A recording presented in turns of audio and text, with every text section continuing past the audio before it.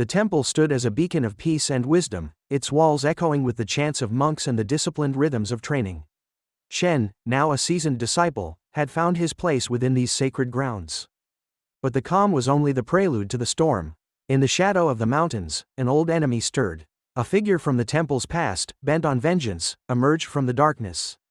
His intent was clear. He sought to destroy the very foundation of Shaolin, and with it, the hopes of those who called it home. The enemy struck with fury, his forces descending upon the temple like a storm. The monks, led by their abbot, defended their sanctuary with all their might. Shen, standing at the forefront, knew this was his ultimate test. The battle between him and the enemy would decide not just his fate, but the fate of the temple itself. As the battle raged, Shen remembered the lessons of compassion and understanding.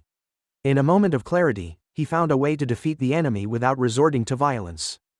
His victory was not in the defeat of another, but in the preservation of peace, a true testament to the path of enlightenment. The enemy was vanquished, not by the sword, but by the strength of the spirit. The temple, saved from destruction, once again became a place of peace.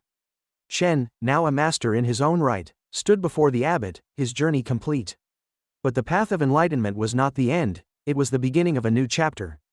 Shen's journey had come full circle. From a young orphan to a legendary monk, he had walked the path of enlightenment with grace and humility. His legacy would live on, not just in the temple, but in the hearts of all who sought the truth. And as the sun set on his story, a new dawn awaited, one where his teachings would guide future generations on their own paths to enlightenment.